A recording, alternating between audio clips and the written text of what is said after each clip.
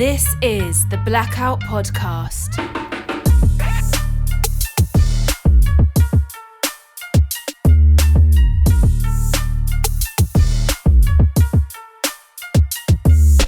Hello and welcome to the Blackout Podcast, where I get to talk to amazing people that do amazing things. And today I have, which name do we use? Do we use Andrew, Dryden Mortimer? Do we use Dryden Mortimer?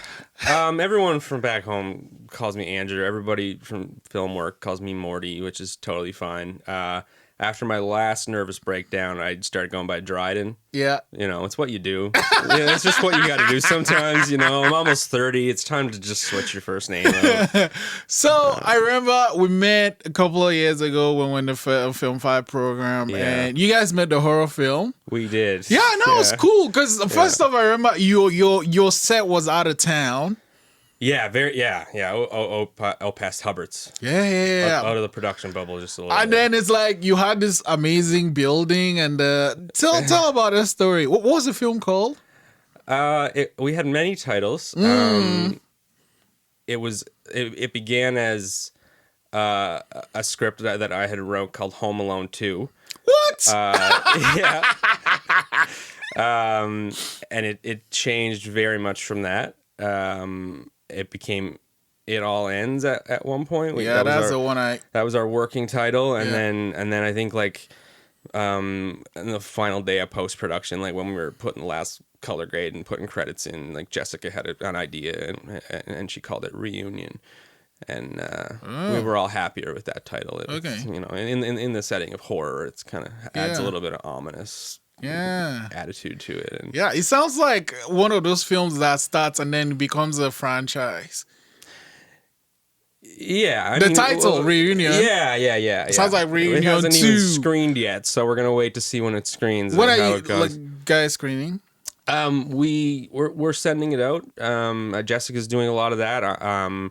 She's in Toronto, killing it right now on some bigger sets. She's so busy. She's like.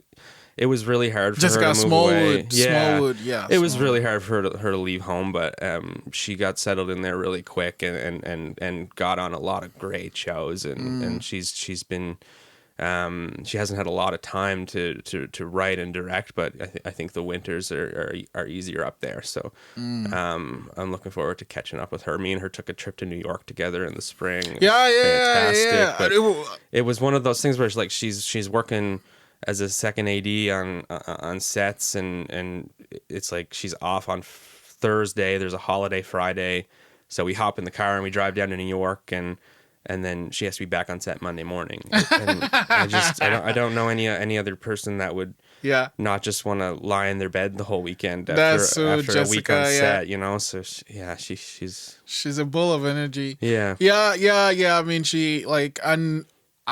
one thing I like about her is when she knows exactly what she wants with her films. And that's something I struggle with sometimes. Yeah. Because I'm like, but I'm working on it, I'm like, nope, this is how that film will go. And this is... Because, when you have that conviction, it comes through in what your film comes out as. Yeah. And even if you don't always know, being that decisive person and making those quick in the moment things and delaying that, projecting that information with confidence, and people will think you know what you want, even when sometimes it's like, maybe we're going to change this in post, maybe we're going to reshoot this, but you know, and that in order for the set to move quick, you need a director like that. Oh, for sure, you can't waste all that time just twiddling around and you have to be prepared. Yeah, I agree. So let's rewind a bit. How did you get into film and writing and all these things you do now? Okay, this is let's just focus on the film part first. Well, yeah, I mean, okay, so I did artist management work from 2009 to 2014, and that's what I currently do now. But around 2014, I walked away from that for a little while and just needed to figure out like what I was really doing with my life and what I wanted. So I went back to school, interior design school. Didn't finish. I'm a certified interior decorator, but I never finished the the degree to be a designer, and I never used that. I never got a job out of that. But after that, I just was doing odd jobs like hardware stores, call centers, cleaning jobs, sweeping the movie theater at night. Working for minimum wage, doing just sweeping popcorn for 8 hours every night, and we got to keep what we found. So I would take what would you find? Like money. Like kids drop so much money when they go to the movies, and like our boss didn't care. He was like, "Yeah, whatever you find. Like we don't have a lost and found. Just keep it." So it would be like I'd take home $50 a night and just picking money up off in between the seats. Yeah. One night I found an iPod. What? Yeah. And then I was living in this little cottage out in Bootleers Point, and I was living with my dog, and he was like there's nobody around out there, so I just let him kind of out the door roam around. He had the whole woods to himself. And I think one day I was just like cooking something on the stove that was burning up, like fish or something, and I opened the door to let the smoke out, and he took off and ran away. And so then I chased him through the woods, and then I ended up finding him playing with another dog. Yeah. And then the owner of the dog pulls up on a bicycle, and it happens to be Kelsey W. Smith, the guy that owns East Coast Cinema Services. And we just got to small talk while our dogs were playing together. And he had asked me what I do for a living. And I was like, well, this is a stranger in the woods. I can tell him whatever the fuck I want.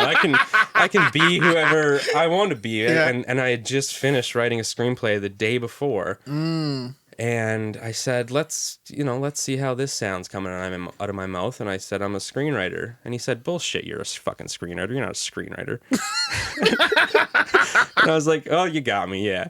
And he was like, let me read your script, though. So the next day, he was living in the neighborhood, too. He put a business card on my window. I emailed him my script. He called me. I went up to his house. We met for a while, and then he every single opportunity in film I've ever gotten was through him, and because of him, he got me a job as a set PA on The Mist. He ended up financing a short film that I wrote, and he what was that one? Was that the one in the hotel? Yeah, the one. Yeah. That's what's it called? The Assistants. Yeah. Like your very first short film had a sex scene. My very first day as a director, I had to do. Yeah. What was that? How was that? With union actors and a 25-person crew. It was very intimidating. Yeah. And it was like, it was so hard to feel comfortable about it. It was like, I got really lucky to have two actors that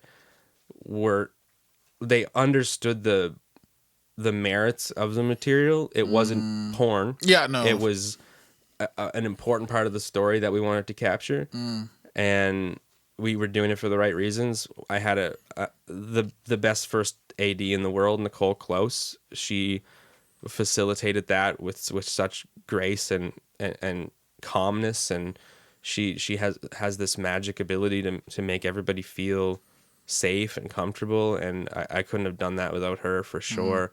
But while we were this kind of spoils the movie a little bit, but while the two characters are having sex in the bed in this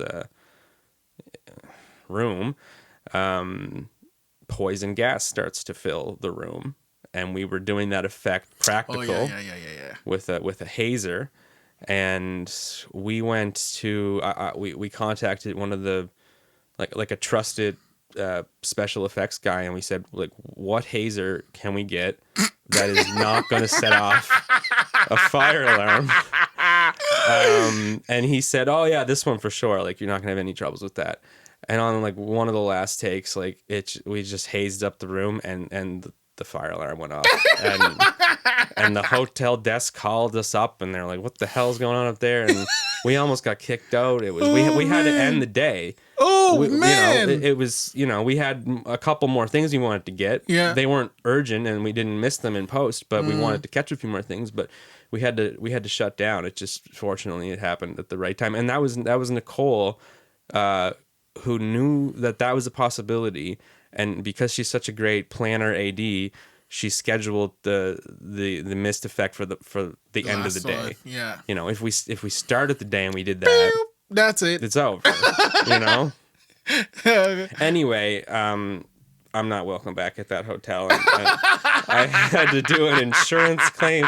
We did $1,500 in property damage, and that's Holy like, smokes. That's not something to joke about. There's like,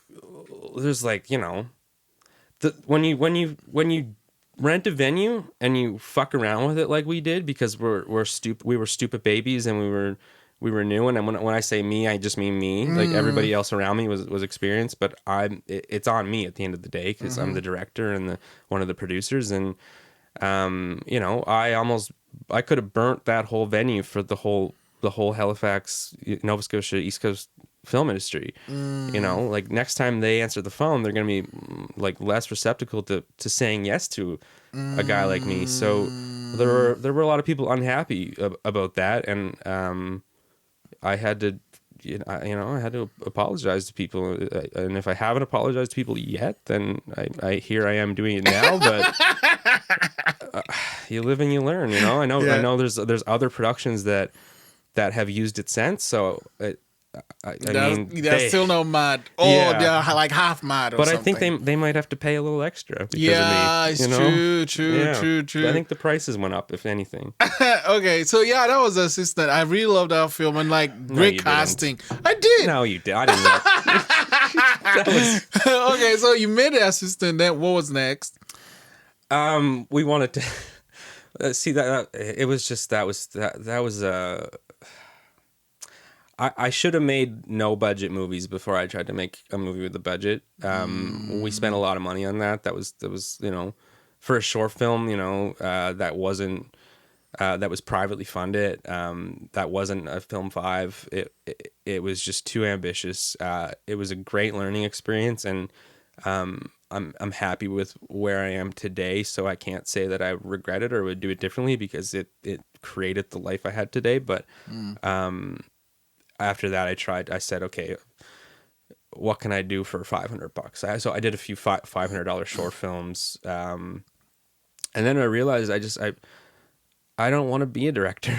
I think that there are so many other people in the community that are the skills it takes to be a good director just don't come naturally for me. And I just think that there's so many other people that are more prepared for that. And did he take you, what did it take for you to admit that to yourself? I think I had to let my ego die. I think that was that's a really important thing that happens in your life. I think it happens at certain ages for other people. But I definitely, the old me had some ego issues. I thought that, I thought that I was a little more prepared than I was. You need to get your ass kicked by the industry, and then you need to go home for a year and think about what you're doing this for, and why do you want to do this? Because it's not easy, and it's not fun a lot of times. And if you just want to be in the entertainment industry for your own personal brand optics, then it's not for you. It's about the verb, not the noun. If you want to be a filmmaker, you need to be in love with filmmaking. You don't want to be in love with all the things that come with being a filmmaker. You don't. That's not going to work. If it's driven by ego and the desire to look like you're doing something cool and impress the people around you, or piss off your enemies, or for any of the amount of reasons. If you're gonna do it, you need to love it, and you need to love it a lot. So you decided you love writing more? No, I hate writing.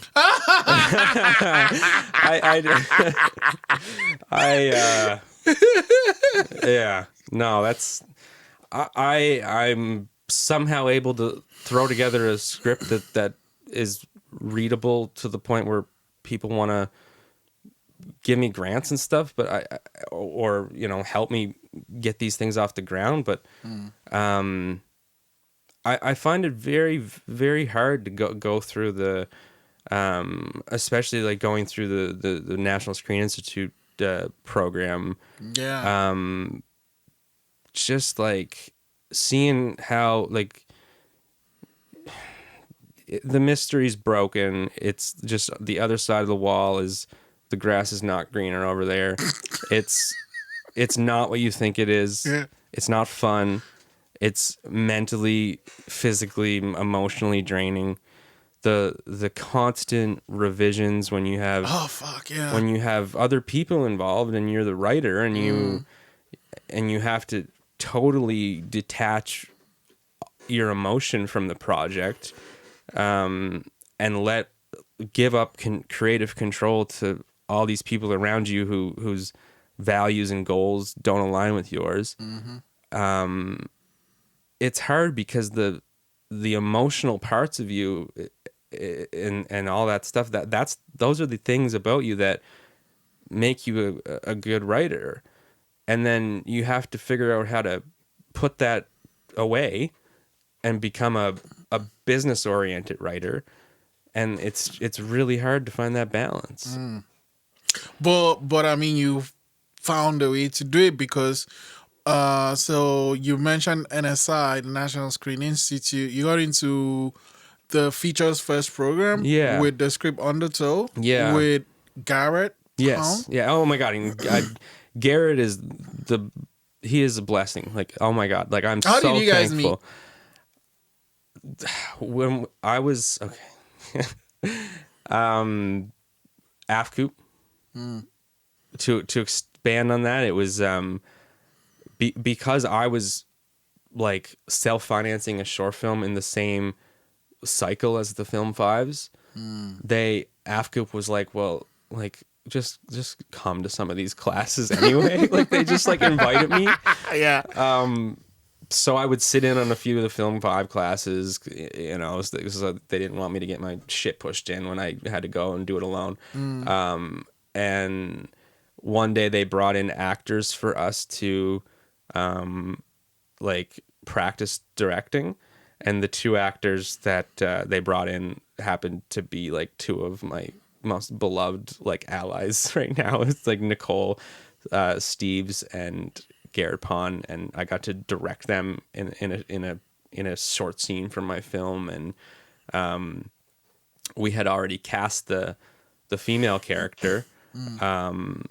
So I didn't need Nicole. I feel bad because I was just like so enthusiastic about Garrett, and then I was like, "Oh, Nicole, you're amazing too." But we already cast this part. But she didn't want to be in my movie anyway. She didn't want to be in that. But we went on to do some other cool projects together, and I love her so much, and I love the movies that she makes with Struan. And but Garrett, I wanted to cast Garrett in this movie, and he said no over and over and over again. And it was because he was transitioning from actor to producer, and all for the better. Like he's killing it with what he's doing. He's doing a fantastic job. And then I was like, well, he's our guy. Who the hell else are we gonna find? And then we found this fantastic dude named Brad Bailey, and he came in and he made it look like the role was written for him, and he really pulled it off and saved us there, because we were stuck. We didn't know if we even had an actor. We thought we were gonna have to fly someone in from Toronto or something. So AFCOOP, I'd be a fucking homeless person without AFCOOP. I just need to say that. Like, I know that I don't show up to the meetings all the time because I live far away, but AFCOOP is the most magical place on earth. Like that place can really it sounds so unrealistic and scary when you're sitting at home and you say that I want to make films. And then you spend a few weeks visiting AFCOOP, and then it just sounds a little more possible each time, and then they give you the tools to do it. And I don't know what we did to deserve that place. Like, they don't owe us anything. Like, they're just doing it out of the kindness of their heart. And yeah, I agree. Yeah. And then, so Garrett wasn't on that film. I wanted to produce, but then how did NSI happen? I was in Toronto working in a writer's room as an intern for a show called Mary Kills People. It was a global, it was a co-pro between, I think, Global TV and an American network I can't remember the name of yet. Garrett also happened to be in Toronto at the same time. I heard about the NSI deadline. It was like 3 days away. I called Garrett. I said, do you want to read this script like in the next 2 hours and let me know if you want to throw together a last minute application? So we met for a beer, and he happened to like the script. I think the reason it put it over the top for him, it made it kind of a no-brainer, was there was this serendipitous thing that happened where Garrett's family is from Isle Madame, which is up in Cape Breton, and my family is from across the bay, on the other side of the bay, River Bourgeois. And in the film script, the main character is from River Bourgeois, and the love interest is from Isle Madame. And it's like my hometown and his hometown, and I didn't even know he was from there. And he just opens up a PDF, and it's a movie about his backyard. So I think he had to say yes. You know? It was just. And how was that experience getting to NSI and the whole? I think you have like two phases of this program. Yeah. We the first phase is just a short list where there's, they ask for more supporting documents and they do interviews with you, and then I went through phase one of their television program with another script called Space and Tide that I wrote with a wonderful woman named Sherry Gates McCabe, who I met in a background holding room on The Mist, and Andre Pettigrew was my producer for that, and we got close. We didn't make the final cut for that one. So then when I tried it again for the features, then Garrett and I broke through and ended up, I think we got I went to Toronto like 6 times last year, and just had a full arc relationship with the city, and I don't want to go back. Why? It's just, I just learned that it's not for me. I'm a country person. I'm from... But they have country up there too, right? I think. No, no. No, they have parks. They have an aquarium. It was an out of the, I really just, it was culture shock. I've never been in a city like that. That was prior to my trip to New York. But before Toronto, the biggest city I would have been in was Havana, and that's a totally different culture. And Toronto is a nice place to spend a weekend, but oh my God, no, if I had to live there full time, I must have died and gone to hell, because I just can't imagine. I like to live in the woods. I like to just step outside and not hear car horns and be able to kind of do whatever you want. So after on that, and then you did marry. How was that writer's room experience with Mom? Terrifying. Fucking terrifying.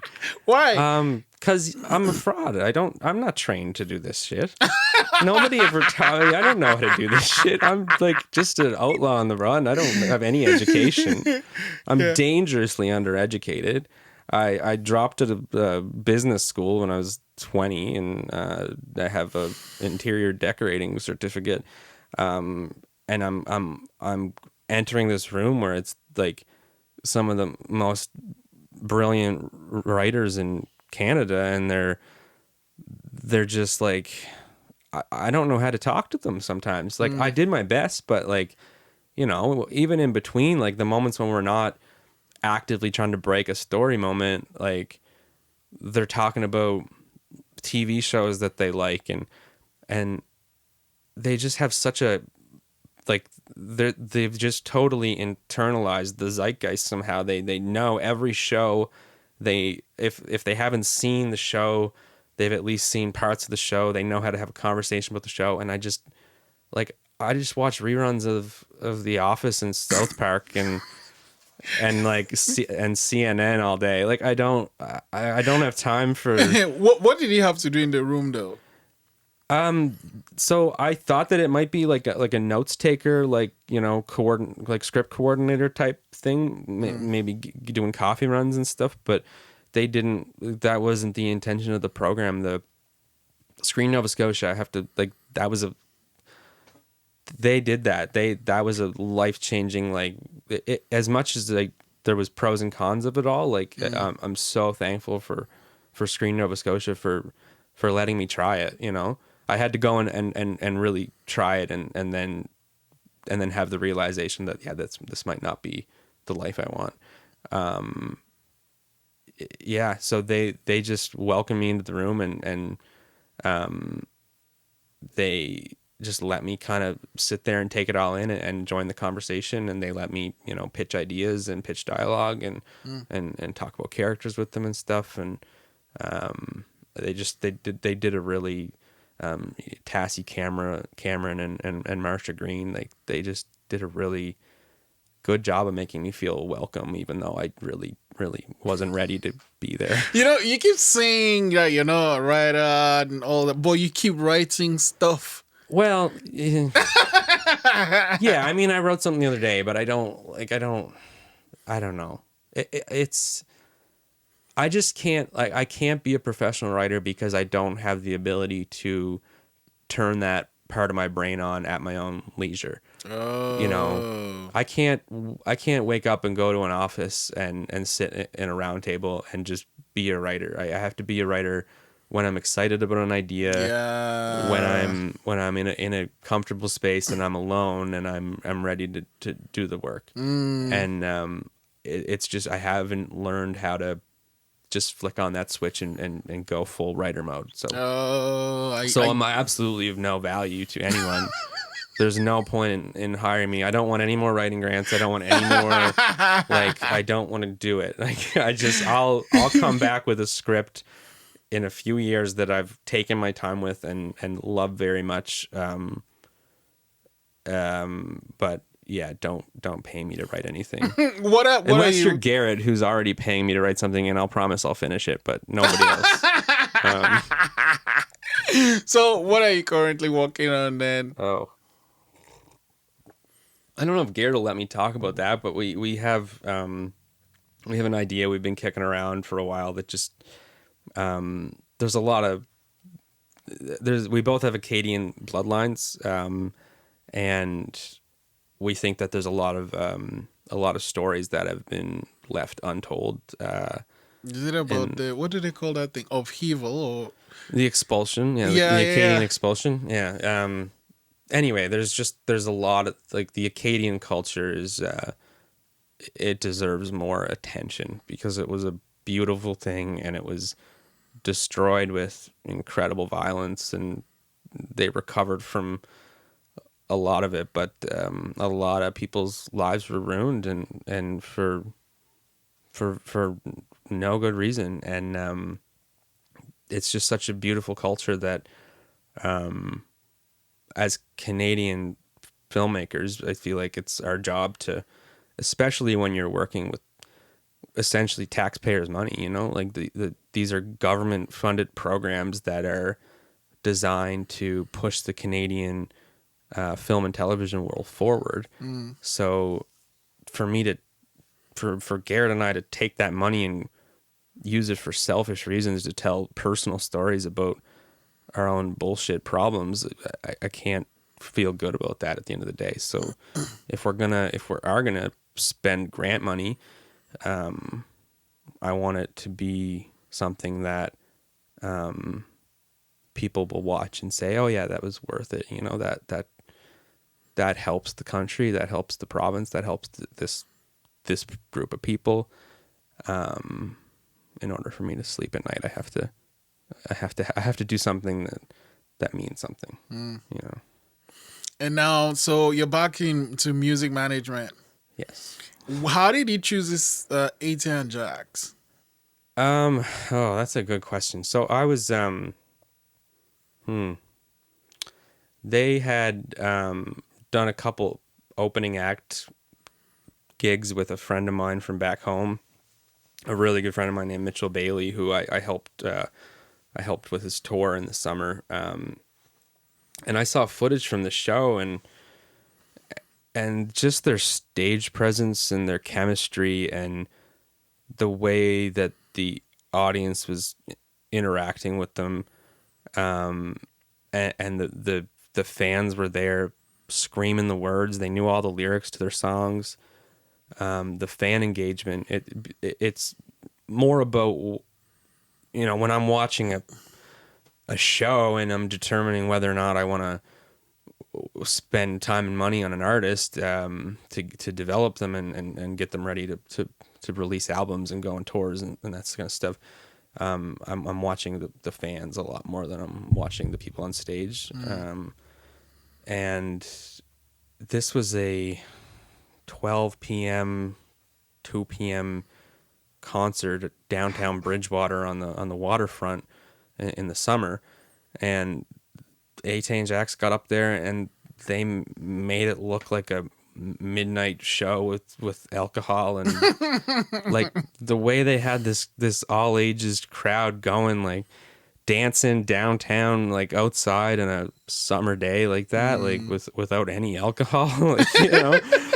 And if you could, I just thought if they can do that with the very small amount of resources they had, like I think that they can do a lot of great things with just a little bit more, you know, and a little bit more like business strategy behind it, and you know, and so far they've exceeded every one of my expectations. I wish Jax would wake up a little earlier sometimes. So, but other than that, like that's the only thing. Yeah, they're just a joy. They've brought meaning back to my life. It's I wake up every day and I'm excited about this music. I believe in this music, and I spend the whole day calling people and emailing people and telling them about how great they are and asking them if they want to be a part of it and trying to find these opportunities for them. And yeah, and I had them on the radio show. Like the feedback was great. They're like, those guys are so, like, they just lit the place up. Yeah, they do that. Yeah, that's what they'll say in their documentary some days. They're just the kind of guys that they change the energy of the room. They have this secret potion. Yeah, and the chemistry between them is great. Yeah, because like when you see a group, you know, I mean, like there's a difference again making music together and like making good music together, right? Yeah, they do like, oh, we can sing, I can write, whatever, but like they gel. They gel. Even though they're very different. Like in any other circumstances, I don't think they would be friends. I call them Pinky and the Brain. Like they're very different people. And yeah, if they pass each other on a street in another life, they you know would keep walking.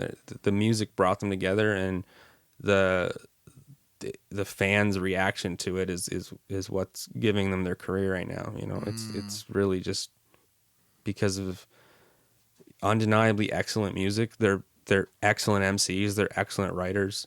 Atay's a genius producer. Everybody that, you know, I'm very impulsive, and I heard about them back in July, and I said, okay, yeah, I'm all in already, but I can't tell them that now. I said I need to.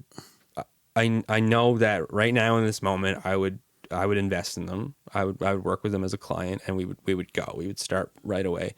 And I said, I need to wait 3 months, and I need to see if I'm still as excited about their music as I am today. And if I am, then I'll call them. And that's what I did. And they said no. And then I kept pressing, and I kept assuring them that I had good intentions, and I've done this before, and I can do it again. And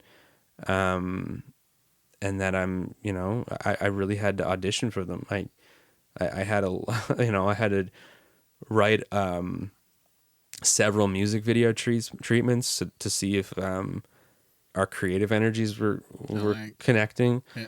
I had to write financial plans. I had to do Spotify streaming growth plans. I had to lay out a 12-month calendar and say, these are the things we're going to do.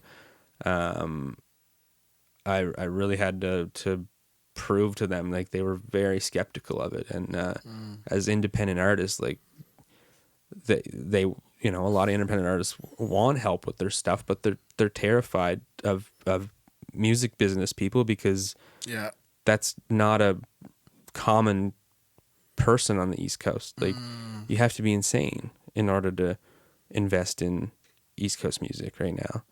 It's not easy. It's, and, so they had to realize that I'm insane, but I'm insane for the right reasons, and I have good intentions, and I want to help them. And if I get rich off it, that means they've already been rich for a year. Yeah. True. So it worked out. I'm glad that this album is one of the best hip hop albums I've heard in a long time. The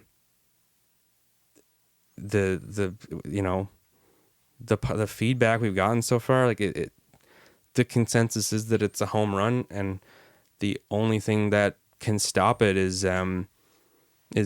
mental health issues. If the three of us and our team can all stay mentally healthy, then we can have a career doing this. And that's all we want, is a career.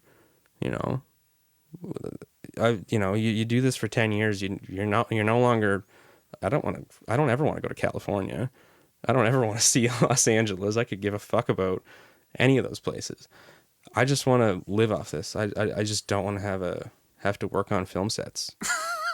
That's the worst. That's what I was implying. Okay, I'm gonna end it with this one. What are tips when it comes to making decisions or things you should focus on doing? Tips on decision making? I'm the worst guy for that. I'm so bad at that. That's get some people you trust. Make surveys. Make surveys. No, I do have something. I do have something.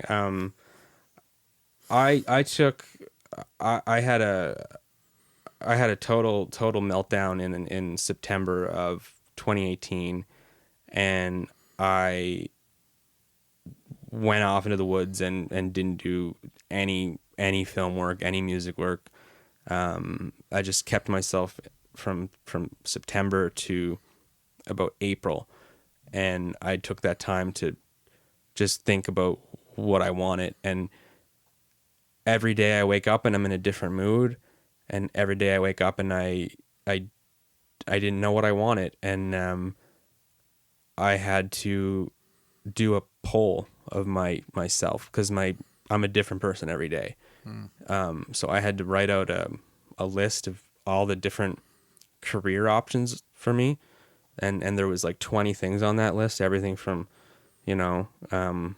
long haul truck driving to private investigator work to artist management to screenwriting to full-time production assistant, which is what I was doing at the time, really. And every day I would cast one vote at the end of the day. I'd have the whole day to think about it, and then I would write down on a little piece of paper what career I wanted, and I would put it in a box, and at the end of 100 days, I opened the box. And there's enough votes for music, and music won. And then I said, okay, I'm back in the music industry. And then I started working. I called up Mitchell Bailey because he was doing a show at the Savoy Theater. And I said, I want to try this again. Will you let me help you? And he welcomed me onto the team. And I had so much fun putting together this one concert with him. And when that was over, I knew that I made the right decision. So try that. If you're stuck and if you don't know what you want, make a list of all the things you could do and cast one vote every day, because your mood changes and life changes. And yeah, it's not fair to sit someone down and ask them what they want in one day, and they have to decide that, you know? Wow, that's profound. No, it's not. I'm so full of shit. That's not profound. I'm serious. Thank you so much for coming on the podcast, buddy. Man. Yes, thanks for not kicking me out already.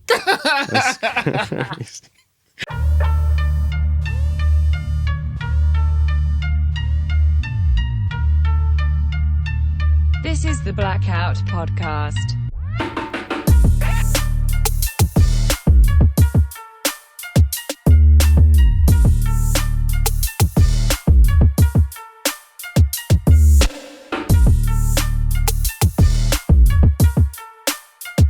Thanks for listening.